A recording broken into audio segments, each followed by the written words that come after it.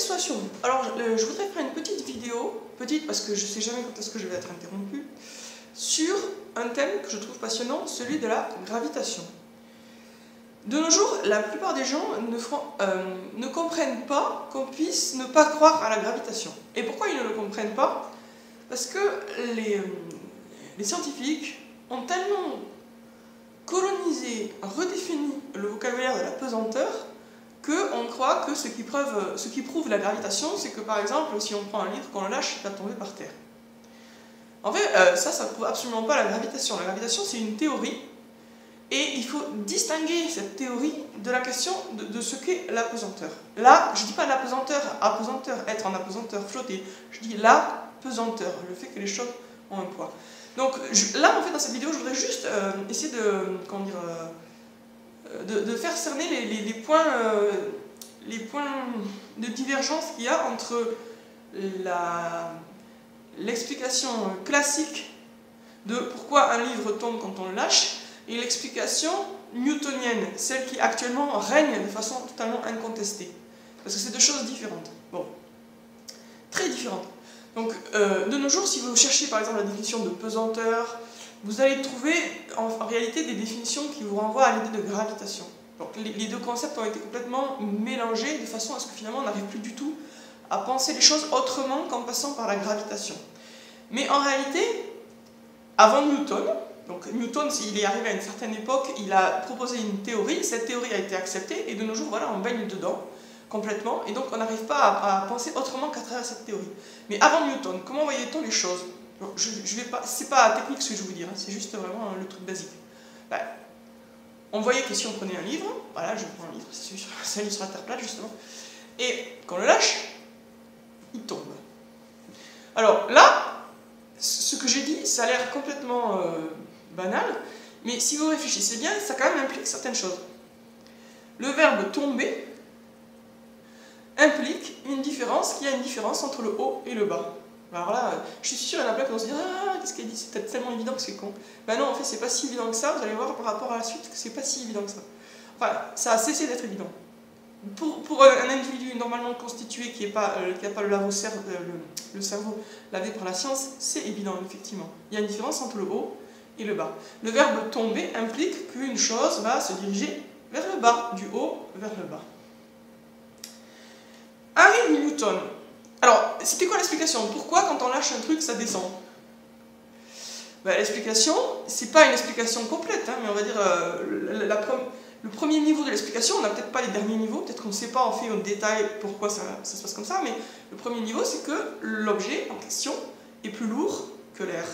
Donc, étant plus lourd, il descend. Donc, il va vers le bas. Autrement dit, tout ça, je répète, ça présuppose qu'on sait où est le haut et qu'on sait où est le bas et que c'est pas la même chose. Harry Newton. Et qu'est-ce qu'il dit Newton? Il dit, si le livre descend, c'est parce qu'il est attiré par la terre.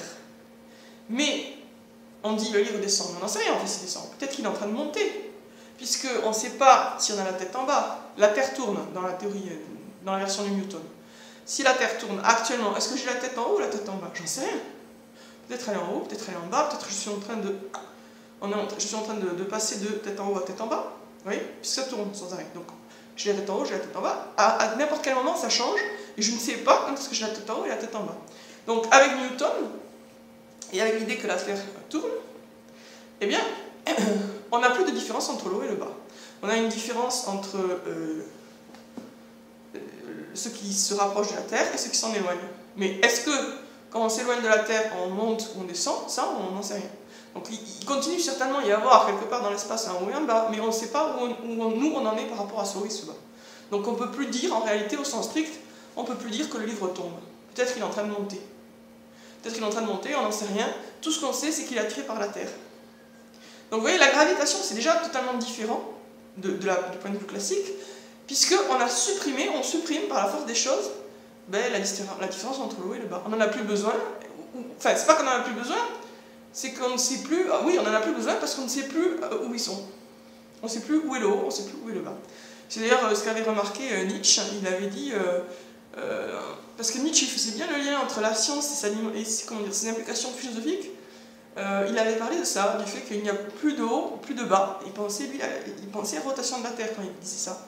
Et il était arrivé aussi à l'idée qu'il faudrait aussi une morale ronde. Une morale ronde, c'est-à-dire quelque chose où on va à un certain point, au-delà, hop, on revient. Autrement dit, ça va dans le sens d'une perte de repère. Bon, je ne rentre pas dans les considérations sur Nietzsche, je reste à la gravitation. Donc, dans la tête de gravitation, le livre ne tombe plus. Ah, je fais une pause, je reviens. Alors, je reprends. Donc, dans la gravitation, en réalité, on n'explique pas que quelque chose tombe, on explique que quelque chose se déplace. Ça peut tomber, ça peut monter, ça peut aller... Peut-être que là, quand je lâche le... Si je crois à Newton et si je crois que la Terre tourne, là, si je lâche mon livre, est-ce qu'il va tomber? Non, j'en sais rien. Peut-être il va partir à droite, peut-être il va partir à gauche, peut-être il va partir en haut, partir en bas. Moi, j'aurais l'impression qu'il tombe parce que j'ai une vision faussée des choses qui me donne l'impression que la Terre est toujours en bas, alors que peut-être elle ne l'est pas. Donc la gravitation, elle évacue de la science les notions de haut et de bas. Elle évacue au sens où on ne peut plus savoir où ils sont. On n'en a plus aucune idée. Alors on peut garder l'idée, on est obligé de garder l'idée qu'il existe un haut et un bas, mais on ne sait pas où ils sont. Donc le haut est peut-être... Parfois le haut nous paraît en haut, parfois le haut nous paraît en bas. Parfois le bas nous paraît en bas, parfois le bas nous paraît en haut. Et du coup aussi, pareil pour droite-gauche, c'est pareil. Donc on ne sait pas en fait. Alors ça c'est un premier point pour que vous voyez la différence. Alors que dans l'idée de pesanteur, l'idée classique, on dit que quelque chose tombe réellement, c'est-à-dire descend réellement vers le bas, réellement, parce que c'est plus lourd que l'air. Et donc finalement on n'a pas de référence à la Terre. La Terre, en fait, dans l'idée de pesanteur, on ne parle pas de la Terre. On peut dire ça tombe par terre, parce que c'est ce qui se passe. Mais en réalité, le mouvement n'est pas défini par la Terre. Ça n'a rien à voir avec la Terre en elle-même. Ça tombe parce que c'est plus lourd que l'air. Et donc, le point de repère, c'est pas la Terre. Le point de repère, dans l'idée de pesanteur classique, très newtonienne, le point de repère, c'est simplement le haut et le bas. C'est tout. C'est ce repère-là. Ces repères dans l'espace. Évidemment, dans l'idée de pesanteur, il y a l'idée que on sait où est le haut, il est là, et on sait où est le bas, il est là. Donc, dans l'idée de pesanteur, il y a sous-entendu l'idée que la Terre ne bouge pas. Parce que si on sait où est le haut, si on sait où est le haut et si on sait où est le bas, c'est que la Terre est immobile sous nos pieds et qu'elle est en bas. Donc, vous voyez, la définition classique de pesanteur implique une Terre immobile. Elle pourrait être ronde, mais il faut qu'elle soit immobile. Elle pourrait être ronde, et si elle est ronde, avec des deux pesanteurs, on habite où? On habite en haut. Donc, sous la Terre ronde, il n'y a rien. En tout cas, il n'y a pas d'être humain. Et c'est effectivement, c'est ce qui a été cru pendant longtemps. On a longtemps pensé que la Terre était ronde et que tous les êtres humains, et peut-être même les plantes, je ne sais rien, je ne sais pas, mais tous les êtres humains étaient sur le haut de cette sphère. Après est arrivé Galilée, Newton, etc. Copernic, Galilée, Newton, et là, petit à petit, c'est Newton en fait qui a donné la justification. Donc Copernic est parti sur l'idée que la Terre tourne, mais là évidemment il y avait un problème. La Terre tourne, ok, mais comment ça se fait qu'on ne tombe pas, puisque quand on se retrouve la tête en bas, quand on est la tête en haut pendant le petit temps que ça dure, tout va bien, mais dès qu'elle tourne, on se retrouve la tête en bas, on tombe dans l'espace. Si la pesanteur est une réalité, la pesanteur classique, s'il est vrai que les choses tombent à cause de leur poids, ah ben il n'y a rien qui nous retienne à la Terre, et donc ça y est, on tombe, ça y est, on est tous morts, quoi. Donc effectivement, il fallait que quelqu'un arrive avec une théorie qui permette de comprendre comment on reste stable sur une Terre qui tourne. Et c'est là que donc Newton a fait son apparition avec une théorie qui est considérée comme géniale. Parce que cette théorie, elle permet de donner une crédibilité à l'idée que la Terre tourne. Si la gravitation est un mensonge, et que ce qui est vrai, c'est la pesanteur, c'est foutu pour la rotation de la Terre. La Terre peut encore être ronde, mais elle ne peut plus tourner. Et on ne peut pas être dessous, bien sûr. Et pendant un moment, entre Copernic et Newton, il y a eu quand même au moins un siècle qui s'est passé. Pendant cette période, les gens qui disaient que la Terre tournait, ils ne pouvaient rien répondre quand on leur disait « Ah, mais comment ça se fait pour que... comment ça se fait qu'il y en ait enfin, pourquoi on ne tombe pas dans le vide, quoi ?» Pourquoi on ne tombe pas dans le vide? puisqu'elle tourne. Donc à un moment on est là, à un autre moment dessous. Comment ça se fait que quand on est dessous on ne tombe pas dans le vide? Ils n'avaient rien à répondre. Donc c'est Newton qui est arrivé à donner cette réponse-là, cette réponse de la gravitation, qui redéfinit tout en évacuant les notions de haut et de bas, et en disant non, finalement le livre ne tombe pas, il se dirige vers le centre de la Terre, et donc peut-être il est en train de monter, il est en train de descendre, peut-être il est en train d'aller à droite, à gauche, je ne sais rien, mais en tout cas il ne tombe pas, au sens strict de tomber, qui est se diriger vers le bas, puisqu'on ne sait plus où est le haut et où est le bas.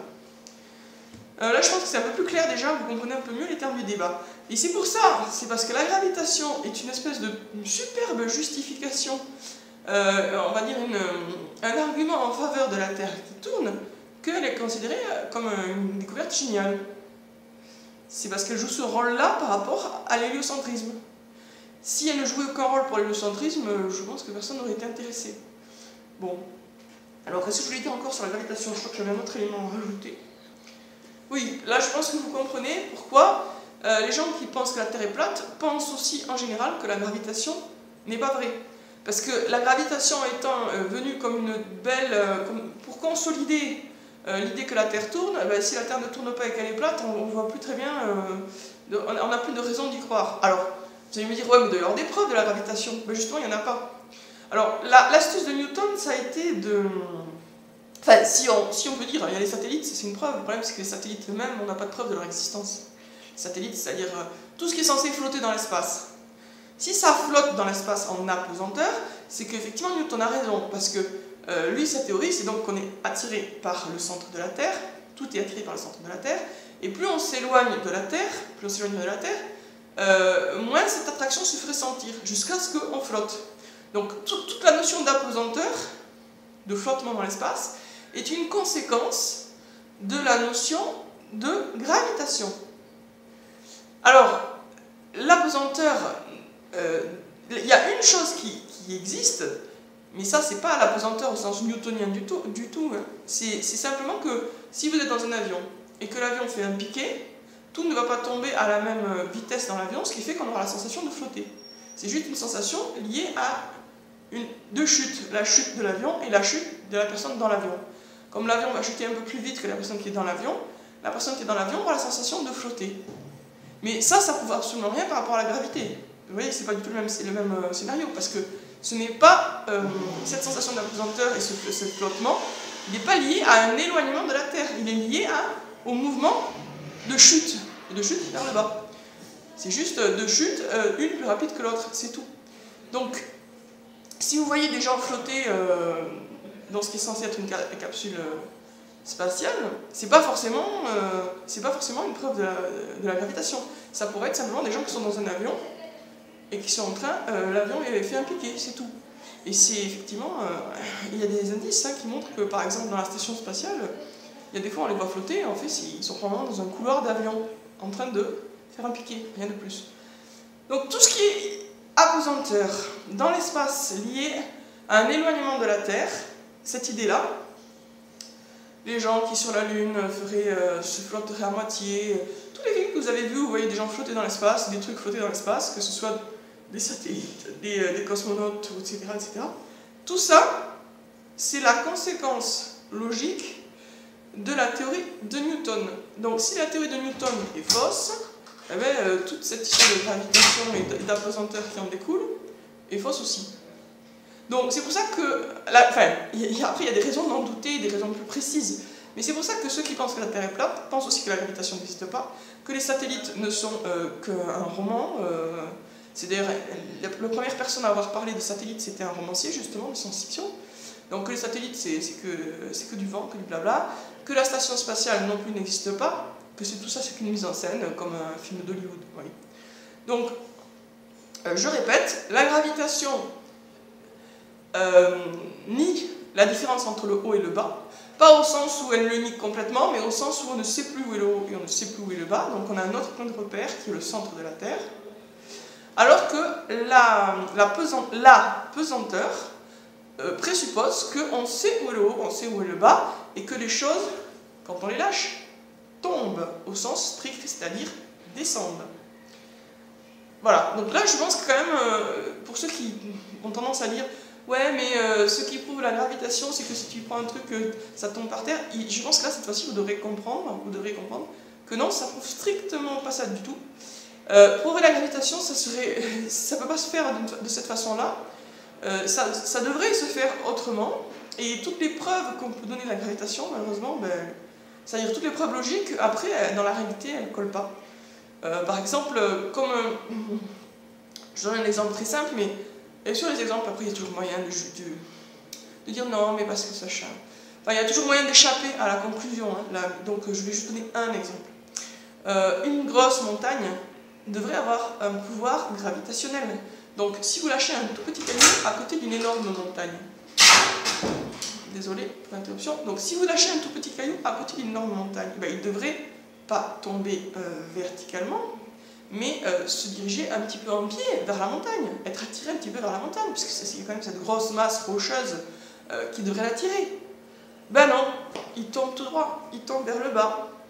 Au lieu d'être dévié, au moins un petit peu dans sa course, par la montagne juste à côté, vous allez à côté de l'Everest par exemple, vous prenez un tout petit caillou et vous le lâchez, il ne devrait pas tomber verticalement, il devrait être attiré, puisque la montagne quand même elle a une masse, etc. Donc elle est censée jouer un rôle. Ah ben non, elle en joue qu'un.